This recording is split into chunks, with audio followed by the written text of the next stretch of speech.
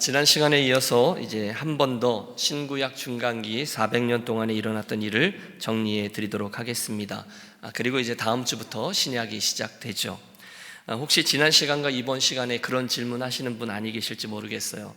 아니 목사님, 성경에도 나오지 않는 그런 중간 역사를 우리가 꼭 알아야 합니까? 라는 질문 말입니다. 네, 여러분, 이 이야기들이 중요한 이유는 성경이 구약을 마치고 신약 성경을 열 때 아무런 설명도 없이 쑥 하고 로마 시대로 들어와서 거기서부터 시작하고 있기 때문입니다. 그 앞에 중간기 400년 동안에 일어난 수많은 정치적, 사회적, 종교적, 문화적인 일들이 신약 시대와 유대인들, 특별히 예루살렘에 큰 영향을 끼쳤다는 것을 우리 알아야 해요. 그래야 이야기가 이어지거든요. 그래서 우리는 신구약 중간사 400년의 이야기를 잘 알아야 구약 성경에서 신약 성경으로 넘어갈 수가 있는 겁니다. 자, 바벨론 제국을 무너뜨리고 패권을 잡았던 페르시아, 성경은 바사 왕국이라고 하죠. 첫 번째 왕이었던 고레스가 모든 포로민들은 자기들의 나라로 돌아가도 좋다라는 칙령을 발표했고, 지난 70년 동안 포로기에 머물러 있던 유대인들이 세 차례에 걸쳐서 예루살렘으로 귀환했다는 얘기 우리 알고 있습니다. 그래서 그들이 성전을 재건하고 그리고 예루살렘의 성벽까지 재건했습니다. 그래서 구약 성경의 마지막 뒷부분의 그 리더들이 예스라, 느헤미야, 학개, 스가랴였고, 또 어느 정도 정리가 되었다가 다시금 그곳이 말라기 선지자의 마지막 이야기를 끝으로 구약 성경이 마침표를 찍습니다. 자, 그렇게 세상을 호령하고 있던 페르시아가 뜻밖에도 70년밖에 존속하지 못해요. 하나님께서 그 시간을 그렇게 정해놓으신 거죠. 그리고 그 바사 왕국 다음에 전 세계는 헬라 왕국 260년간이나 헬라 제국으로 넘어갑니다. 지난 시간에 말씀드렸는데 그 헬라 제국의 그 강했던 젊은 왕 알렉산더 대왕 이야기를 나눴고요. 그가 세상을 떠난 후에 그의 나라가 신하들에 의해서 한 6개로 나뉘었다라고 말씀드렸습니다. 그런데 우리들의 관심은 유대 땅과 예루살렘에 있으니까요. 특별히 그 땅은 그 중에 6개의 나라 중에 남쪽에 있는 이집트를 중심으로 한 프톨레미 왕조가 먼저 다스렸고, 훗날에는, 그러니까 구약의 마지막 부분에 가서, 아니 신약이 열리기 직전에 가서는 동편의 아시아를 중심으로 했던 셀루커스 왕조가 다스리면서 유대 땅에 여러 해프닝들이 일어났어요.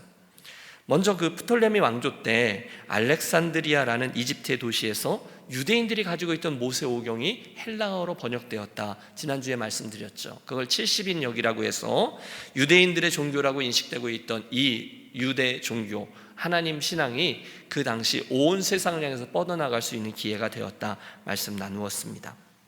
그리고 그 헬라 제국과 유대인들 간의 이런 갈등과 긴장 상황 속에서 몇 개의 분파들이 생겨났다고 말씀드렸죠. 보수적이었던 바리새파, 좀 진보적이었던 사두개파, 그리고 이 모든 것에 환멸을 느껴서 우리는 우리끼리 경건하게 살란다. 그래서 기드온이나 스드온 운동처럼 광야로 뛰쳐나갔던 에세네파, 그리고 나중에는 무장 독립을 중시하고 또 그것으로 민중 봉기를 일으키려고 했던 젤로 땅, 예수님의 제자들 중에 셀롯인 시몬 이야기 기억하시죠? 그런 분파들이 생겼다라고 말씀드릴 수 있습니다. 자, 그런 시기에 우리는 하스몬 왕조라는 나라를 이해해야 합니다. 계속 새로운 게 나오죠. 하스몬 왕조가 중요한 이유는 이스라엘에게 잠깐 있었던 독립국가이기 때문에 그래요. 여러분, 시간을 거슬려 올라가 보시죠. BC 1000년경, 그러니까 10세기 전에 다윗 왕조가 있었어요. 사울 왕조, 다윗 왕조, 그리고 솔로몬 왕조는 통일 왕국이었습니다. 그렇지만 솔로몬이 죽고 나서 이스라엘이 북과 남으로 나뉘게 되죠. 그리고 북이스라엘은 200년간 존속하며 19명의 악한 왕들이, 남유다는 또 350년 동안 존속하면서 20명의 왕들이 나라를 다스렸어요. 그런데 보세요. 북이스라엘이나 남유다나 왕이 있었고, 또 성전에서 이스라엘 백성들의 종교를 관장하던 대제사장이 있었습니다. 그러니까 정치 지도자와 종교 지도자가 따로 있었다는 거죠. 그래서 여러분, 솔로몬 이야기를 하다 보면 나단 선제 이야기가 나오고 사독 제사장 이야기가 나오고 이러지 않습니까? 다윗 때 나단이군요. 다윗 때 나단 선지자, 솔로몬 때 사독 제사장, 이런 이야기들이 나오는데, 그로부터 남왕조, 북왕조가 다 멸망하고 바벨론의 포로로 유대인들이 끌려간 뒤 유대인들은 나라의 독립이라는 것을 한 번도 생각해 보지 못합니다. 왜냐하면 수백 년 동안 그 바벨론에게, 그 다음에 페르시아에게, 그리고 헬라에게 지배를 당하면서 유대 땅은 식민지로 살아왔거든요. 그런데 그럼 몇백 년의 시간이 지난 후에 헬라 제국의 마지막 부분에서 유대인들이 정말 열심히 독립운동을 한 거죠. 결국 짧은 80년이라는 자기들의 나라 독립을 쟁취합니다. 그게 하누카 수전절이라고 하는 절기와 함께 시작된 독립국가, 그때 일어났던 혁명을 마카비 혁명이다, 우리 그렇게 이야기하고 있습니다. 여러분, 헬라 사람들의 그런 핍박에 저항해서, 그러니까 한국으로 말하면 만주에서 독립군 활동을 했던 것처럼 무력 투쟁을 벌여왔던 마카비 군대는 지독하게도 그 전쟁을 이끌어왔어요. 얼마나 많은 사람이 피를 흘렸는지 몰라요. 그럼에도 불구하고 계속해서 끈질기게 게릴라전을 진행했고, 그 중간에 마지막 부분에 세력이 많이 약해졌던 셀루커스 왕조가 진 거죠. 알았어, 이제 너희들끼리 너희들의 자치권을 보장해 주마 라고 얘기해서 그들은 독립기념기를 시작하고 자기들만의 나라를 세우는데, 그게 하스몬 왕조의 80년. 그런데 재미있는 것은 그 80년 동안의 하스몬 왕조 때는 왕과 대제사장이 따로 자리하지 않고 한 사람이 두 가지 역할을 같이 했다는 겁니다. 왜냐하면 그 혁명을 이끌었던 이들이 원래 제사장들이었어요. 그러니까 제사장이니까 제사장 역할은 원래대로 하고 나라의 독립을 쟁취했으니 왕 노릇까지 같이 하게 된 거죠. 그때의 상황을 잠깐 재구성해 보겠습니다. 말씀드렸죠? 이집트를 중심으로 했던 프톨레미 왕조가 유대 땅을 다스리다가 나중에 동쪽에 있던 셀루커스 왕조가 그 나라를 차지했어요. 그런데 그들은 앞선 프톨레미 왕조 사람들과는 달리 유대인들의 종교를 인정하지 않습니다. 야, 니들은 뭐가 그렇게 대단하다고 그렇게 유별나게 굴어? 너희도 우리처럼, 또는 우리 제국의 다른 지역들처럼 헬레니즘 문명과 종교를 받아들여. 너희들 유대식으로 하는 헬레와 그런 율법 다 그만다. 너희들 안식일을 지키는 것도 다 그만다. 모두 다 헬라식으로 바꿔. 여러분, 우리가 일제시대 때 창씨 계명은 물론이거니와 조선말도 다 뺏기고 황국 신민으로 살아갔던 일처럼 그들에게 그런 압박이 가해진 겁니다. 엄청나게. 그러니 여러분, 대충 하나님을 경외했던 이들에게 있어서는 별거 아닐 수 있어요. 네, 알겠습니다 하고 제우스를 쫓으면 됐을 거예요. 하지만 철저하게 여호와 신앙을 지키고 있던 이들에게 있어서 헬라 제국의 압박은 정말 너무너무 끔찍한 것이었습니다.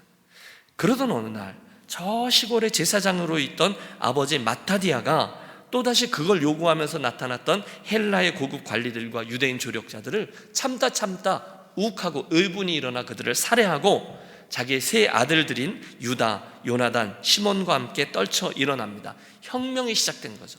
많은 사람들이 그들을 쫓아 피 흘릴 각오를 하며 헬라에 저항하며 따라 나갑니다. 많은 사람들이 죽습니다. 어느 날은 동굴 속에서 안식일날, 치사하게 안식일날 쳐들어와서, 안식일엔 유대인들이 그런 전쟁 안 하거든요. 그런데 동굴 속에서 1000명이나 죽는 끔찍한 일도 벌어지죠. 그럼에도 불구하고 그들은 끝까지 그 아버지 마타디아에 이어서 아들들에게 차례로 리더십이 이양되며 혁명이 이어져 갔고요. 드디어 세력이 약해진 셀루커스 왕조에 의해서 독립을 얻습니다. 80년. 그때 마지막 지도자였던 시몬 제사장의 아들이었던 힐카누스라는 자가 이제 그 리더십을 차지하며 왕과 제사장의 역할을 같이 하게 되죠. 그래서 여러분, 이 힐카누스라는 왕이 굉장히 중요한데요. 그는 옛날 다윗의 왕국을 다시금 재현하는 것을 꿈꾸고 북쪽으로 쳐들어가서 사마리아 땅도 접수하고 남쪽, 여러분 이게 중요합니다. 남쪽에 에돔 족속이 살고 있는데 그 나라로 쳐들어가서 이두메까지 다 정복해서 그 이두메 사람들을 집단으로 개종시킵니다. 유대인처럼. 그때 개종한 집안이 누구냐? 그 집안이 바로 헤롯 집안인 거예요. 그래서 헤롯 왕은 이스라엘 사람들에게 있어서 정말 어떻게 감당해야 될지 모르는 사람이었어요. 왜냐하면 이두메 사람이잖아요. 에돔 사람이잖아요. 그가 우리들의 왕으로 자리한다. 이스라엘 사람들은 이걸 정말 모멸감을 느낄 정도로, 그래서 헤롯 대왕의 인기가 없었던 거죠. 자, 이후에 그 80년 동안에 하스몬 왕조 속에 치열한 암투들이 자행되고 80년이 흐른 뒤에 이도 저도 아닌 흐지부지한 상황 속에 처하게 되자 아까 말씀드린 그 가문이 유대교를 개종해서 넘어와 있던 헤롯의 아버지였던 안티파터라는 사람이 행정가였어요. 총리 같은 사람이었는데 그 사람이 이건 나라 꼴이 되지 않는다. 차라리 저 위에 진군에 있는 로마 사람들에게 부탁해서 우리나라를 접수해달라고 하자. 그래서 그에게 요청합니다. 우리를 좀 도와주셔서 이 나라의 물질서함을 좀 정리해 주십시오. 좋은 빌미를 잡았잖아요. 그래서 로마가 안 그래도 진군해서 내려오고 있었는데 바로 예루살렘으로 진군해서 하스몬 왕조를 멸망시킵니다. 그리고 누군가를 리더로 세워야 되는데 가만 보니까 하스몬 왕조 사람들이 별 볼 일이 없고요, 저 안티파터라는 사람이 아주 똘망똘망하고 잘하는 거죠. 그래서 차라리 네가 이 나라를 다스려 하고 분봉왕으로 임명합니다.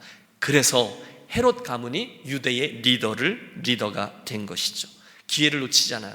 일도 잘해요. 로마의 줄도 잘 서요. 세금을 따박따박 걷어서 갖다 바쳐요. 결국 안티파터가 그의 아들이었던 헤롯에게 왕 자리를 물려줍니다.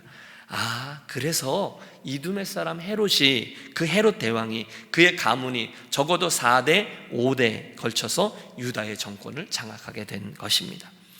자, 보셨듯이 유다의 주인들이 계속 바뀌었어요. 처음에는 바벨론의 식민지였다가 그 다음에는 그 바사 제국의 식민지로, 그 다음에는 헬라의 식민지로, 그리고 신약 시대로 넘어오기 직전에는 조금 전 말씀드린 그런 이유로 로마의 식민지가 되어 있었습니다. 그래서 우리가 신약 성경 마태복음 1장을 딱 열면 이제는 로마가 유대를 다스리고 있네, 이렇게 된 거죠. 여러분, 로마 제국을 아시죠? 사진으로도 보셨고 그림으로도 보셨고 수없이 많은 로마에 대한 이야기를 들으셨을 거예요. 엄청난 제국, 천년 제국입니다. 여러분, 로마는 하루아침에 이루어지지 않았다라는 말이 있어요. 맞아요. 하루아침이 아니라 오래된 나라였어요. 여러분, 성경에 이야기들이 다른 나라들하고 막 갈등하기 시작할 때 저 BC 8세기경에 아수르, 바벨론 이런 나라들이 이스라엘 백성들을 막 못살게 굴 때 저 이베리아 반도에는 로마가 이미 조그만 나라를 이루고 있었어요.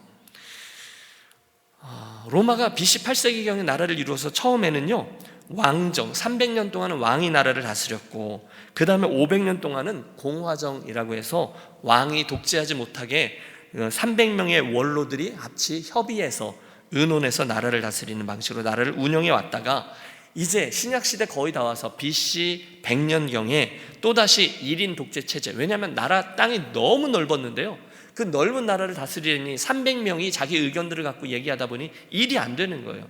그래서 누군가가 이 나라를 다스려야 한다. 그래서 황제가 출현하게 됩니다. 그 모습을 우리 이제 황제 1인 독재로 정말 훌륭한 사람을 뽑아서 그가 여러분, 북아프리카부터 시작해서 유럽, 아시아까지 다 다스려야 되니까 그로 하여금 나라를 다스리게 그런 시스템을 만듭시다 라고 이야기한 사람이 바로 줄리어스 시저였고요. 그의 비전에 따라서 그의 양자였던 옥타비아누스가 로마의 첫 번째 황제가 됩니다. 그러니까 BC 100년 어간 그때에 옥타비아누스가 왕이 되는데요, 황제가 되는데, 성경에 가이사 아구스도가 천하에 호적하라라고 이야기를 해서 예수님이 베들레헴으로 내려가서 거기서 탄생하시잖아요. 그때 나오는 이 가이사 아구스도가 바로 그 옥타비아누스, 로마의 첫 번째 황제입니다. 바로 그 시기에 유대가 갈팡질팡하다가 그 나라를 그 로마에게 헌납하게 된 것이죠. 자, 살짝 시간을 되돌려 볼까요? 원래 로마는요, 식민지마다 총독들을 파견했어요. 또는 충성도가 높은 분봉왕을 세워서 그 땅을 간접적으로 다스렸어요.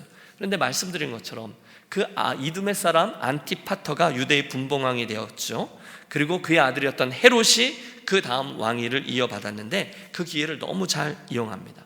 그는 로마 사람의 입장을 가지고 유다의 행정뿐이 아니라, 행정을 잘 다스릴 뿐만 아니라 얼굴이 싹 바뀌는 거죠. 유대인들의 마음을 얻는 법도 알고 있었어요. 자기가 혈통적으로 유대인들의 왕으로 정서적으로 받아들여지기 어렵다는 걸 알았던 그는 재빨리 유대 가문에 유력했던 가문하고 결혼을 진행해서 적어도 반쪽짜리 정통성을 확보하고 유대인들이 가장 중시하는 스룹바벨 성전을 어마어마한 사이즈로 중개축을 합니다. 사실 그는 건축광이었어요. 나중에 이 성전뿐이 아니라 아예 신도시들을 세우죠.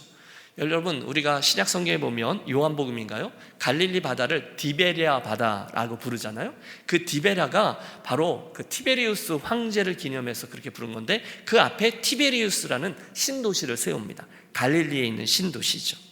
또 약간 그 내륙에 위치하고 있는 찌뽀리라는 신도시, 정치도시죠.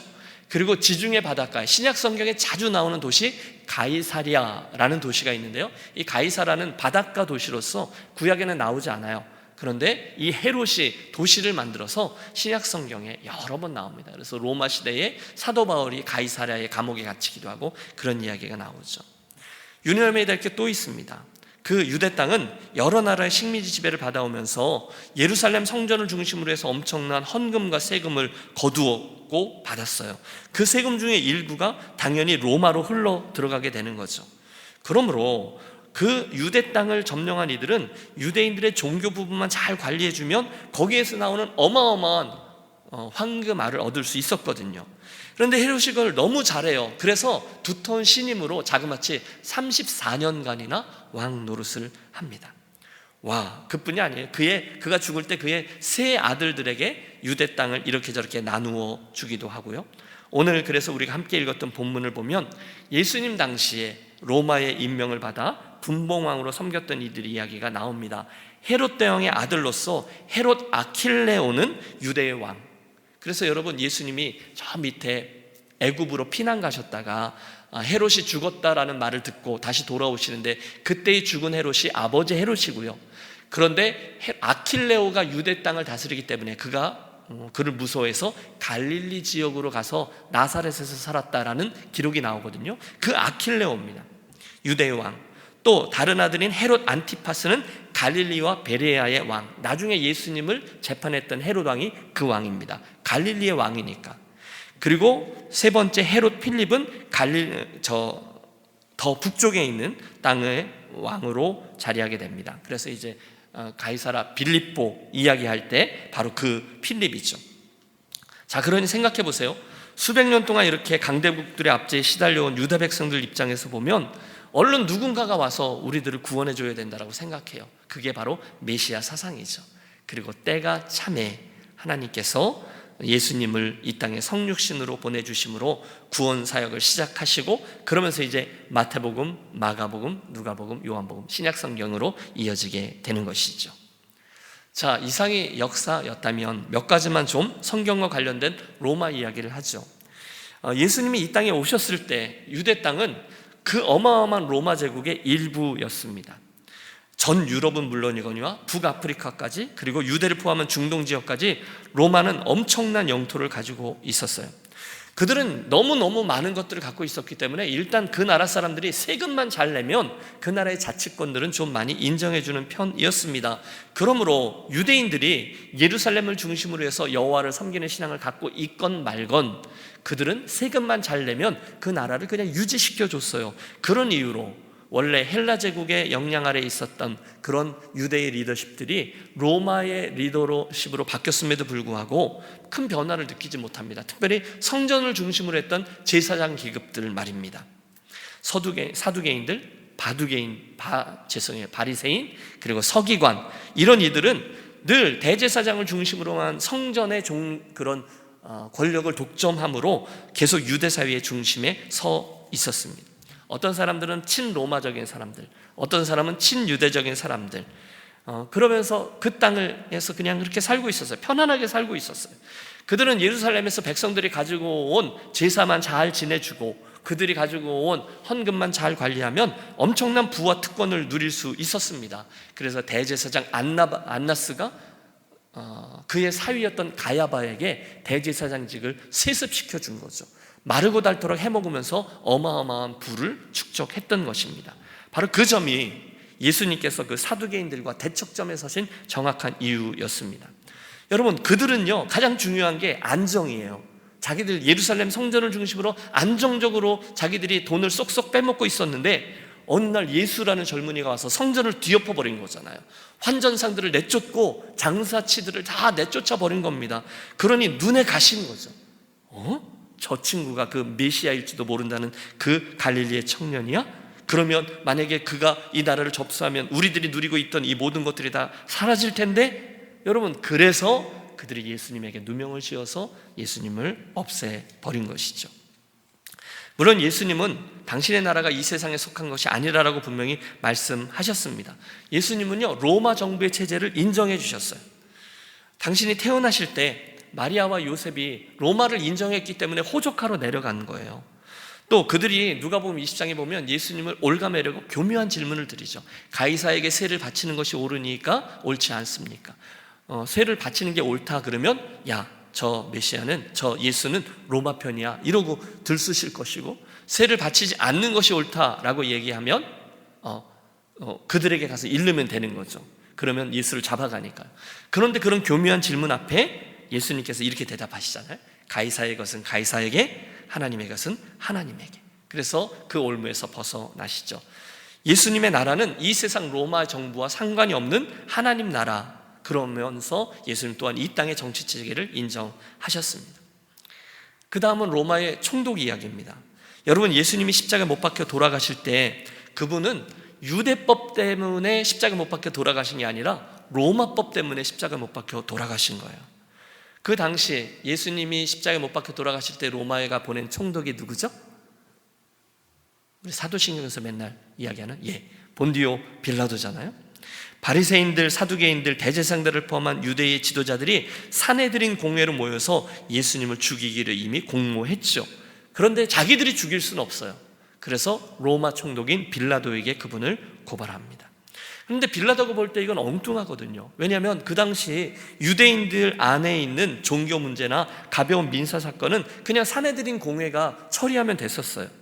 그런데 정치적인 사안이나 형사 문제는 로마가 관리해야 됐죠. 그러므로 그들이 예수님을 죽음으로 몰아가려면 누가 사형 판결을 내려줘야 합니까? 빌라도가 내려줘야 하죠. 로마 총독이 내려줘야 되는데 로마의 법에 걸릴 만한 것으로 그를 고소해야 했습니다. 그때 예수님의 제목이 로마의 허락 없이 자칭 유대인의 왕이라고 하는 것이었죠. 왜 그들이 그 제목으로 예수님을 고발했는지 감이 오시죠? 로마 법에 걸어야 되니까요. 유대의 지도자들이 볼 때 그 부분을 건드려야만 로마가 예수님에 대해서 민감하게 생각할 것이기 때문이죠. 그런데 빌라도가 예수님을 신문했을 때 저 생각이 좀 이상하구나 정도지, 예수님에게 있어서 어떤 밀란을 일으키게 했다든지 폭동을 일으키게 했다든지 해서 사형에 이를 만한 죄를 발견하지 못한 거죠. 그래서 빌라도가 말합니다. 이 사람에겐 죄가 없다.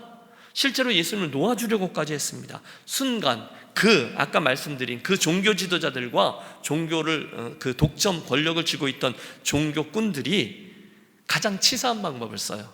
그게 뭐냐면 빌라도를 협박하는 것인데, 로마에서 온 총독에게 있어서 가장 두려운 일이 뭐냐면 밀란이었어요. 그것을 그들이 안 겁니다. 로마에서 중앙정부가 볼 때 딴 건 하나도 따지지 않아요. 그 식민지를 제대로 다스리게, 얌전하게 다스리고 있는지 아닌지가 좋은 총독이냐 아니냐를 결정짓는, 판단하는 기준점이었거든요. 그런데 안 그래도 분위기가 뒤숭숭한데 그때 밀란이라도 일어나면 빌라도는 바로 로마가 소환할 것이고, 그러면 정치적으로 자기는 죽음을 맞게 될 거라는 것을 그가 알았어요. 또 종교 지도자들도 알았어요. 그래서 그들이 분위기를 조성한 거죠. 예수를 십자가에 못 박게 하지 아니하면 가이사의 충신이 아닙니다. 여러분, 결국 거기서 빌라도가 무릎을 꿇습니다. 십자가에 내어 주라. 난 상관없다. 예수님의 십자가 이야기는요, 로마 제국과 뗄래야 뗄 수가 없는 이야기입니다. 마지막으로 사도 바울의 로마 시민권을 이야기해야 되겠네요. 이게 로마 시대라서 신약 성경의 바탕화면이 되기 때문에 말씀을 드리는 거죠. 그 당시 로마 시민권을 가진 사람의 권리는 대단했습니다. 그들은 재판을 통해서 유죄가 증명되기 전까지는 함부로 맞거나 감옥에 갇히지 않아요. 사도 바울이 세 번째 전도 여행을 마치고 예루살렘에 이르렀을 때 예루살렘 성전에 큰 소요가 일어났습니다. 그래서 유대인들이 저놈 죽여야 한다라고 사도 바울을 죽이려고 막 달려들 때 사도 바울이 그 생명의 위협 앞에서 로마의 천부장에게 말합니다. 나 로마 시민권자야. 네? 그래서 그 순간에 천부장이 군인들을 동원해서 바울을 지켜내죠. 왜요? 로마 시민권 때문입니다.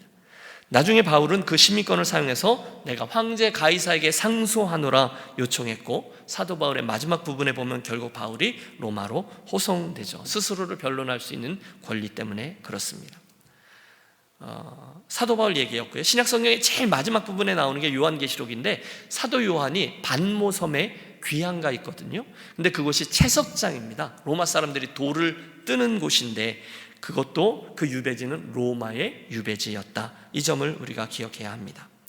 자, 드리는 말씀은 이겁니다. 신약은요, 로마 시대에서 시작됐고 로마 시대에서 마무리되었어요. 그러니까 앞에 있던 구약은 여러 개의 나라들 이야기와 같이 묶여 있지만 신약만은 로마라는 제국의 흐름을 잘 붙들고 가면 되는 것이죠.